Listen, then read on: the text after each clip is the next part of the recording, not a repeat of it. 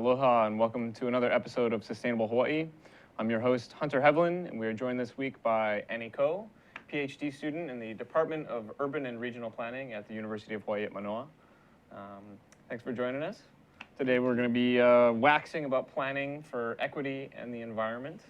I know you've prepared mightily for this, which is fortunate because I have not. So tell us a little bit, planning, why planning? Why did you get into planning? So, I think for a lot of us, planning was a meandering journey. I actually started out in the arts and the nonprofit sector.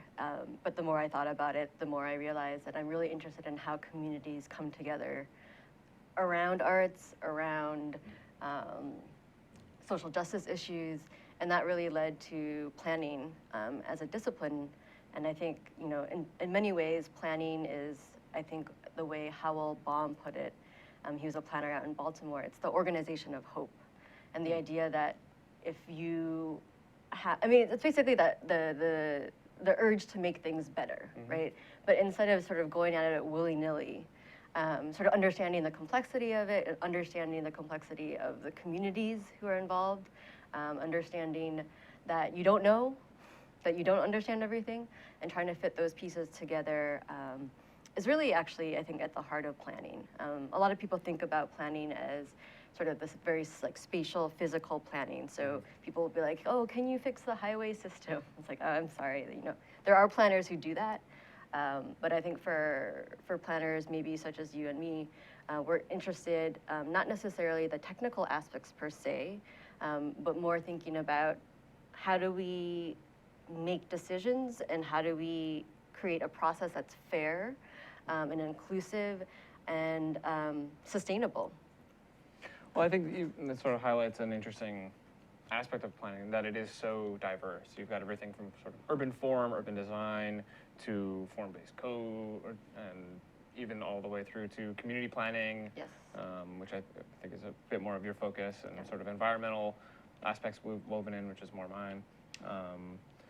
So in that sort of diverse landscape, how would you categorize your particular focus or your emphasis or your research?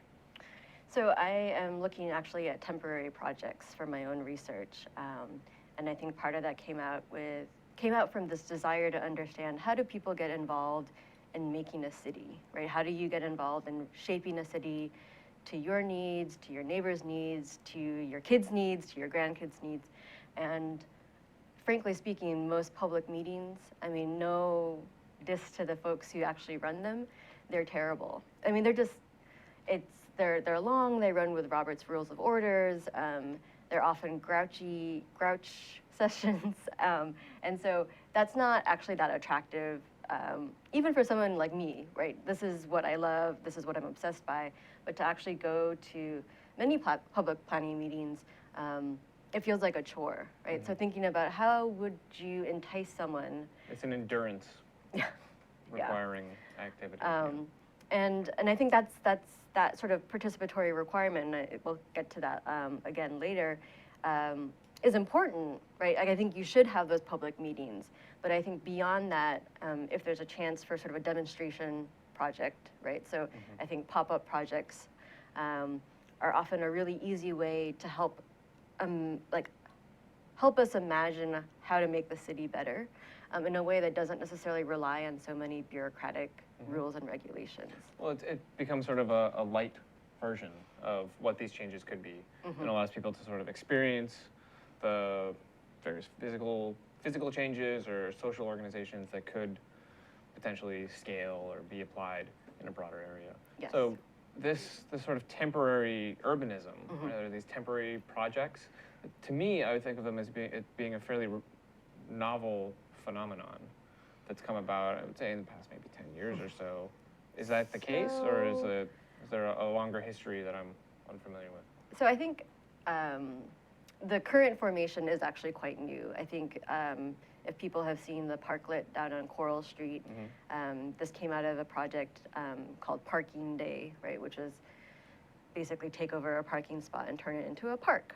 That that, and then the sort of pedestrian plazas, say in New York City or also in San Francisco, or ciclovia, or kind of like road closures for bikes and pedestrians, and for that is relatively new in terms of this kind of bubbling up and this sort of mass popularity. But I think the idea of making temporary changes just to spark interest, to improve your neighborhood, to improve your block, I mean, that has a very, very long history. I think even sort of the city exhibitions, those are actually a form of temporary urbanism too, right? They weren't meant to last at all. So conferences or other displays of art or things like that? Yeah, I mean, like the World's Fair, I was, just thinking about, they build all these giant, beautiful complexes, and then they're mostly torn down, right? But it was the sort of Daniel Burnham sort of created this, what is his famous quote, "Make no little plans," right? So he created this beautiful city in Chicago to sort of dream about a city that wasn't dirty and polluted.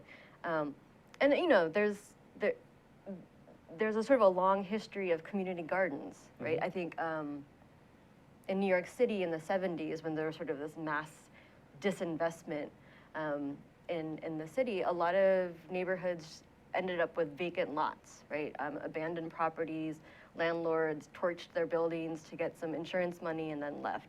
So community gardens popped up, right? And it was sort of known that, well, this is a in between, right? And then some of those actually became permanent, right? That once the community really decided that this was an important need. But I think that to remember that urge to improve and that desire to start small has a quite long history. Excuse me. Well, I know just in particular with community gardens, I mean, that I think our strongest sort of buildup of that was during World War II, obviously with Victory Gardens and whatnot, but that even predating, there had been various community spaces that were used as, at least in some instances, and I believe this was in New York City as well, as a mechanism to engage youth. And so it was sort of like almost like a proto-youth center of sort, where it's like, get them off the street, even though at that point the street was something very different and was very much a social space, as opposed to just a byway. Yes. But that community gardening history, interestingly enough, despite the fact that I'm involved with temporary urban agriculture projects, I had not conceptualized them as a temporary urbanism, which is learning things already. So. I mean, just to sort of riff on the community garden tip a little bit longer, I know in Buffalo, New York, the city for a while, and maybe still, was facilitating, you could walk past a vacant lot and then put an application to the city, I want a garden here, right? And it could be city-owned, it could be privately owned, but regardless, the city was trying to facilitate sort of a active use, right, that would stop it from being, vandalized or dumped on, and serve as a sort of community gathering point. And I think for a lot of, it's a little bit become like a sort of cure-all, right? Like community gardens are a little bit... It's a panacea. Yeah. So it's like, oh, well, it'll fix the social, the environmental, and the economic, and this and that. But nonetheless, it's a very vivid example, right, of how even just planting something, or even just temporarily bringing pots of something, can change how people feel and act, and think about a space. So what are there, in terms of your focus for your research, are you focused on a particular type of temporary urbanism, or the organizational aspects behind that, or what are you delving into? Not a particular type. I think I'm more interested in what does it mean for something to be temporary, right? So how does knowing something is temporary change our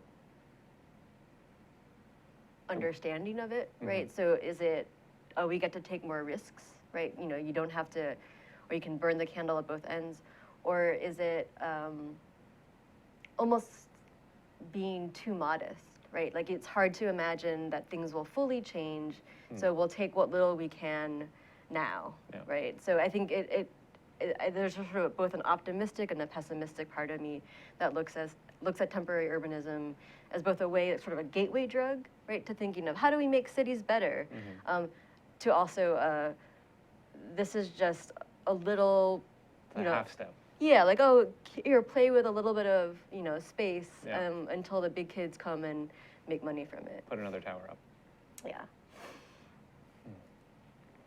So in terms of temporary spaces that I can be thinking of locally, I mean, I now sort of lumping my own projects with Urban Farm Hawaii in there, but that also, I mean, there's the parklet, and then we have had Cyclovia. We've had other folks on the show talking about Better Block and some other types of smaller programming. Are there things coming up that you're excited about, or projects that you're aware of that we should keep an eye for, or I'm actually things that you'd like to see? Yeah. I'm really interested in to hear what has happened before. I think a few years back I learned about the Diamond Head Surfers Garden, which is now quite permanent, but began very much as this sort of DIY, unsanctioned, oh, we're just bringing up water to wash ourselves off, why don't we plant some plants while we're at it? And so thinking about, we don't necessarily have to make it cool and snazzy, and it doesn't necessarily need to be led by planners or architects, right? There's folks who maybe have absolutely no professional expertise, but just because they're there in that spot every day, they've been making small changes, right? And so I think for me, I would love to learn more about what already has been happening that maybe hasn't been understood under the label of temporary urbanism, like different kinds of urban farms. And I think for me, rather than institutionalize that concept of temporary urbanism, keep it as loose as possible. Kind of expanding it in a way. Exactly. I heard a neat story recently about a fellow who had felt plagued by a persistent part of his neighborhood. This wasn't in Hawaii, but this one corner, I think it was, that perennially had trash deposited on it, whether it was his neighbors or other people coming by, like Johnny Appleseed depositing their goods about the city, that it was just always full of trash over years, and so he'd go out and rally and get annoyed and put signs and things like that. And one day he was out with his wife, and they're shopping around for something and see this little Buddha. And so he went and, I think, superglued this Buddha into that space.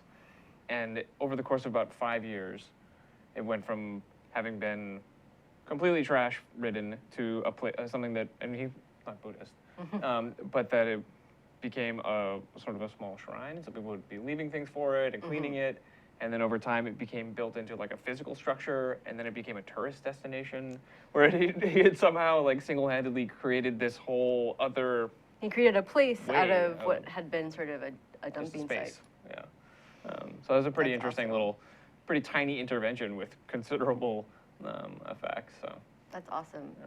That actually reminded me, I think Portland, and I'm spacing on the name of the organization, but they started doing the planning term is traffic calming, right? But what they were doing, they're doing street paintings, right? They painted a giant sunflower in the intersection. Is that city repair? City repair, exactly, thanks. And so what does that actually mean? It means cars slow down because there's stuff on the street, right? There's a chance for the whole neighborhood to get together, and not everyone's going to participate, right? Maybe not the first time, maybe not the second time, but you begin to see your neighbors more than just that figure off in the distance getting in and out of their car. And so thinking about sort of that moment where you created a reason to linger and also a reason to interact, and also, a sort of traffic calming device. Well, we're going to take a traffic stop here and a quick break to a commercial, but join us back. Hi, my name is Andrew Howard. I'm an astronomer at the Institute for Astronomy at the University of Hawaii up in Manoa. I'd like to tell you about the annual open house that we're having. This year, it is on April 6th, 11 to 4 p.m. It's an all ages event, kids, grown-ups, even people in between, everyone is welcome. We have a lot of really fun activities. You get to meet astronomers, look at yourself in an infrared camera, play with Legos, make robots, look at videos. You can even some of the kids like to make comets out of gravel and and snow. Even adults like to do that too. You'll be able to look at the sun with a solar camera safely. It's really a great activity. We do this every year in April, and I hope to see you this year. Thanks. All right, aloha and welcome back to Sustainable Hawaii. I'm your host, Hunter Heaivilin. Today we're talking about planning for equity in the environment. We are joined by Ph.D. student Annie Koh of the Department of Urban and Regional Planning at UH Manoa. We were just talking about sort of the whys of planning and how you got into it and some of the sort of neat little, I'd say, leverage points or tipping points of interventions that can happen, temporary or otherwise, to galvanize community activity. In terms of an equity perspective and sort of that nexus of equity or social equity in the environment, what are some of the key critical questions that you feel are currently being addressed, or more importantly, aren't being addressed in that field? Sure. So I'm gonna crib off actually a planning scholar by the name of Bent Flyberg, and I apologize for butchering his last name. But he asked sort of a set of questions that I think has been guiding me in terms of thinking through planning projects. And it is, where are we going? Is it desirable? What should be done? And who gains and who loses by what mechanisms of power? And I think, what that really means is, are we happy with, our direction? And also who's involved, right? And whether there's winners and losers, and there almost certainly are, thinking about who's missing and who may need to be at that table. And I think that's often a pretty big issue with many sustainability events. I know I've talked to you about this before, where sometimes you go to a room, and for Hawaii especially, it might be surprisingly white, right? And so it's not that the event organizers at all wanted that per se, right? But they reached out to communities and oftentimes environmental organizations that have a more or a less diverse membership. And so thinking about how do you build those relationships to communities that maybe are not as involved, right? And that maybe the first time you reach out to them, they might not respond, right? The second time you reach out, they may not respond. But maybe the 10th time, they're like, oh, that Hunter guy or that Annie woman, she shows up, right? And begin to sort of think about getting involved. So it sounds like you're talking about an importance to try and diversify. Here's the deal. I'm Jay Fidel. I'm the host of Hawaii, the State of Clean Energy, which is the Energy Policy Forum's program on Wednesday. That's how we call Wednesday Energy Wednesday. We call it Energy Wednesday every Wednesday. Are you surprised? Okay, and we get guys like Jim Alberts here from Hawaiian Electric who can tell us what's really going on in energy. We want to be informed. It's so important. It's the most important initiative in our state. Clean energy is major, okay? And that's why we cover it on this show. That's the deal. What do you think, Sharon? I think that's great. That's why we're here every Wednesday from 4 to 5, and we hope you all join us so we can hear people like Jim coming on our show and co-host Ray Starley from Hawaii Energy. Okay, Jim, you've been here today. You've seen this. You heard what she said. What do you think? I think it's a tremendous opportunity for people to come together and talk about the issues. Oftentimes, there isn't a good forum to bring these key issues out into the public, and this is a tremendous way to go about it. And the activity of this show is essential to keep talking about energy, because as you said, it's such an essential part of our lives that we need to pay attention to it, and we need to think about the future. Okay, Ray, your turn. Well, this is a special time in the history of Hawaii where we're making some pretty radical changes in the way we use energy and generate energy. And this show is the one place you can count on coming to every Wednesday and hearing something about the latest issues that are on the table, being discussed, that will affect us all going forward. So come join us, and if you have some ideas you want to share with us about energy, give us a call and let us know. We'll put you up here and let you talk for an hour. So come see us. Thanks, Ray. Thanks, Sharon. Thanks, Jim. It's great to be, from ThinkTech's point of view, it's great to have this show. We love the show. It's our most important show. So come around and listen to us 4 to 5 on Wednesday. Thanks a lot. Bye. Aloha. Aloha.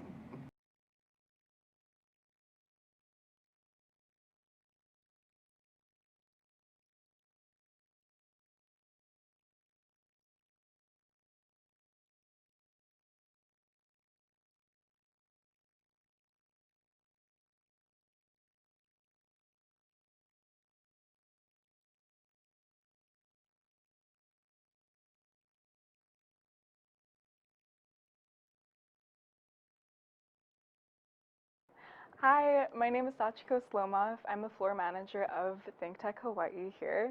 You can join us on the air every weekday from 1 to 5 or off the air at thinktechhawaii.com. We stream all of our videos and all of our amazing shows at thinktechhawaii.com or on our Ustream channel. You can also check us out on Twitter at ThinkTechHI or Instagram at ThinkTechHI also.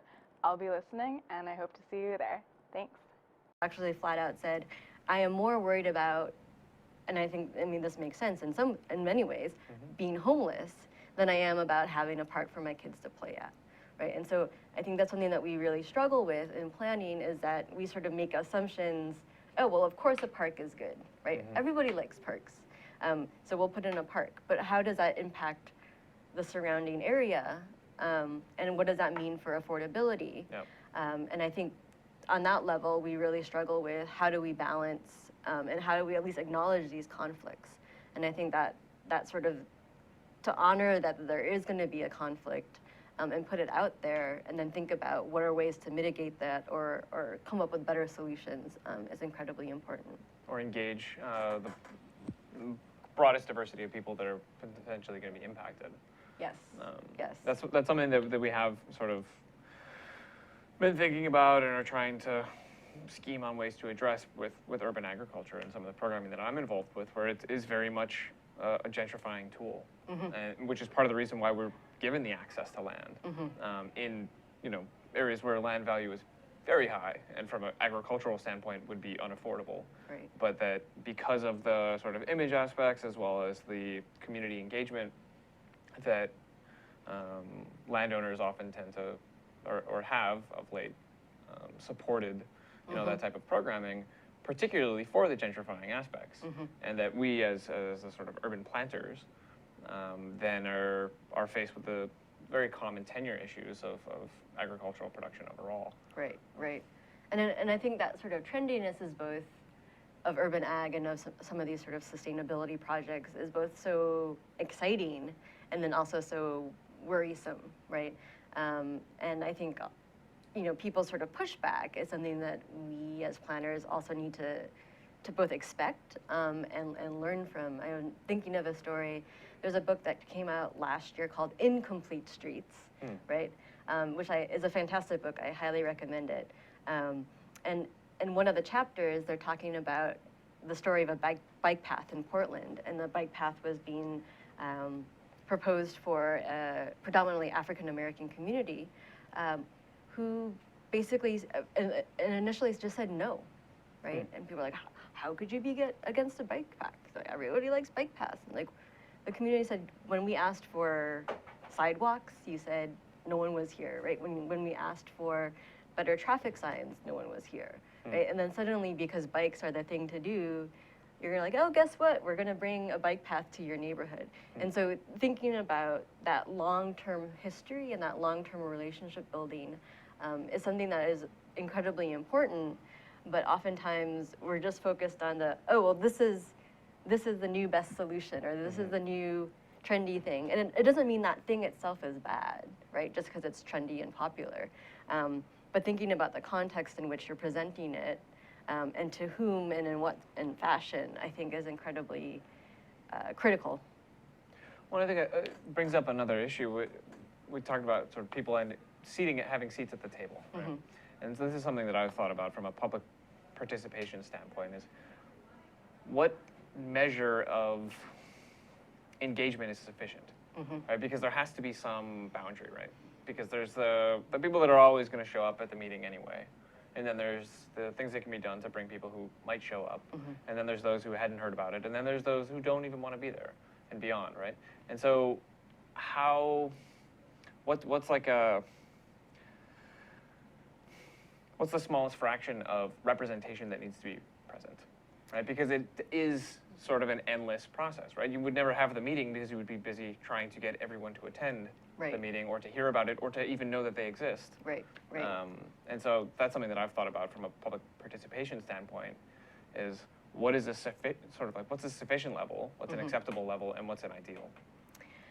So, I mean, I think this is a conundrum, right? So what is actually meaningful participation? What is not just sort of tokenism?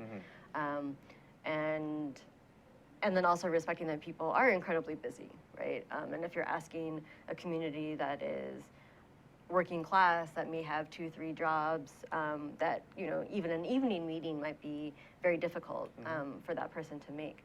So I think I want to say that Annie Frederick from Hester Street Collective, she did a great event for the student group at Urban Planning on placemaking. And one of the things that they learned, her group worked in the Lower East Side of New York, was actually working with existing community groups, right?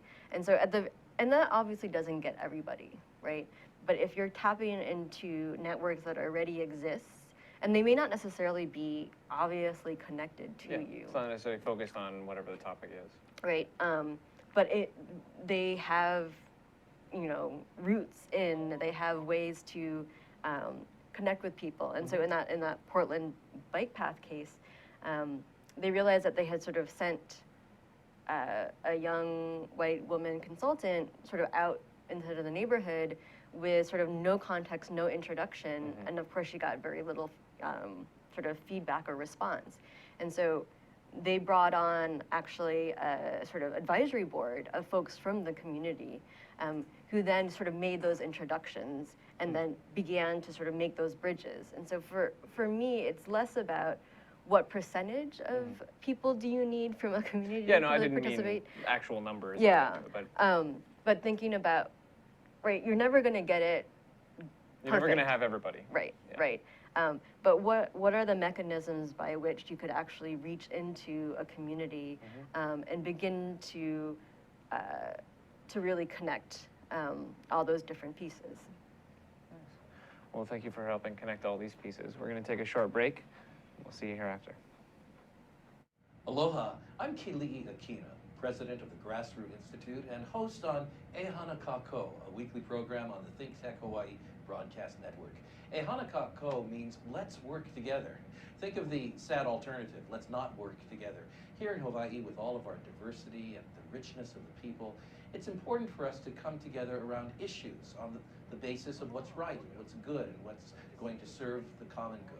And that's what we try to do at Ehana Kako. Every week, we interview movers and shakers, people in government, business, and other sectors of society to talk about how to create together a better government, economy, a better world here in Hawaii that can bless the rest of the world. I thank you for your attention to ThinkTech Hawaii, and we look forward to seeing you every Monday, 2 to 3 p.m. on the ThinkTech Hawaii Broadcast Network. We're Ehana Kako, and we wish you well. Aloha.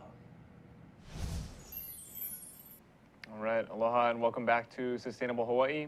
I'm your host, Hunter Heaivilin. We're joined today by Annie Koh, Ph.D. student at the Department of Urban and Regional Planning at Manoa. And we're talking about planning for equity in the environment. We're just sort of getting into the importance of connectivity. And I think as you smartly brought up, that a critical enabling approach is to identify the networks that are already in place. Because it's not always about rebuilding or building the wheel. It's finding all of the other pre-existing networks and then tapping into them. Yes. Which I think allows for much more effective program and project development and participation. And I think, you know, to give us sort of a local example of both, you know, working at participation and inclusion, and also sort of my little bit of critique of that, transit-oriented development here has been working hard to sort of go out into communities, share the draft plans for each community, and Harrison Rue, the TOD administrator, said that they go to the churches, right? In Kalihi, if you show up at the Catholic Church, you're going to hit the Filipino communities, right? So thinking about where people already are. I mean, they're still having the evening meetings, so folks who can will show up, but instead of expecting people will come to you, right? Actually going out and finding where the people already are. My criticism, and I've said this to him, is that the language accessibility, right? I mean, there's one thing to just sort of go on radio, Tagalog, language radio, and kind of tell folks about what's happening. It's another thing for people to actually give you input in their own language, right? For non-native English speakers. And for transit-oriented development, they, did a whole survey of Kalihi.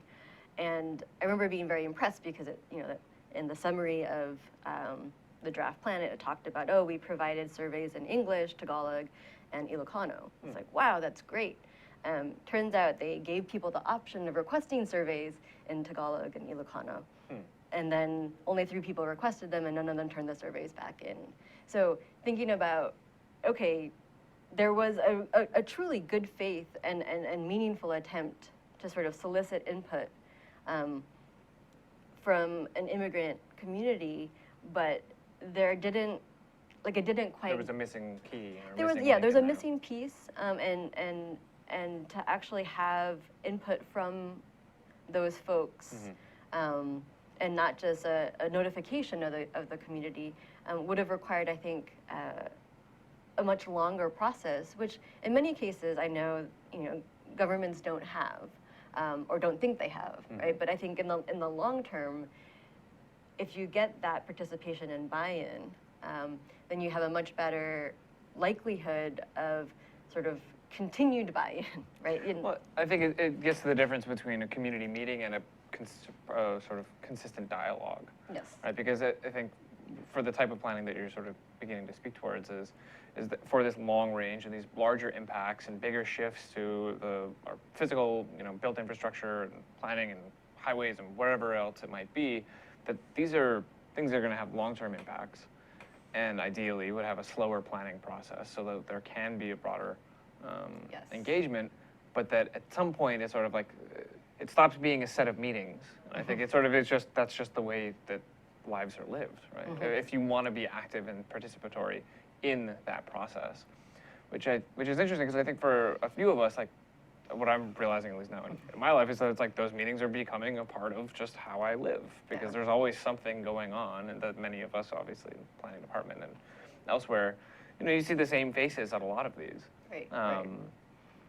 And it's our passions, it's our work and whatnot, obviously, but that it's also to some degree a little disconcerting because it's like, oh, well, we get our rote bunch, the sort of traveling band of meeting attendees is consistently there, but it still doesn't necessarily mean that everything else, that the actual communities that we're a part of are all represented. Right. And I think sort of meeting junkies, I totally fully admit to it that I'm a meeting junkie.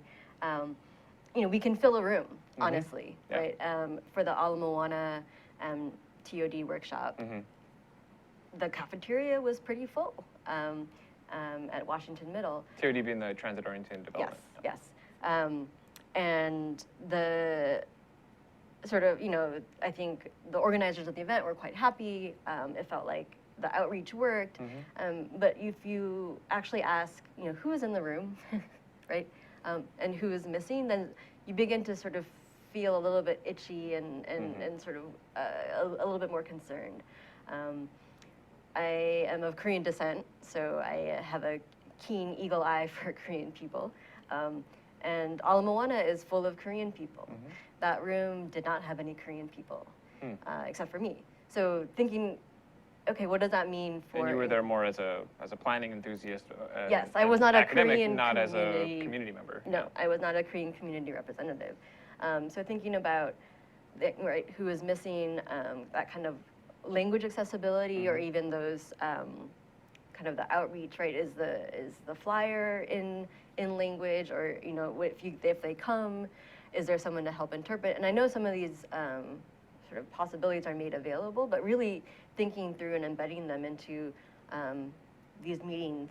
I also, and this is something that I struggled with as a kind of loudmouth, when you actually have a meeting, so much of that is really based on verbal communication, right? And so the folks who end up speaking up in these meetings are the folks who feel comfortable and articulate enough to sort of communicate in a certain style, right? And we tend to frown on overt emotion, right? So if someone goes up and starts crying at the mic, I mean, I admit it, I find it very easy to be like, oh, well, that, you know, that person is a little bit, yeah, just, you know, they're not off their rocker, but it's too much and they're too extreme.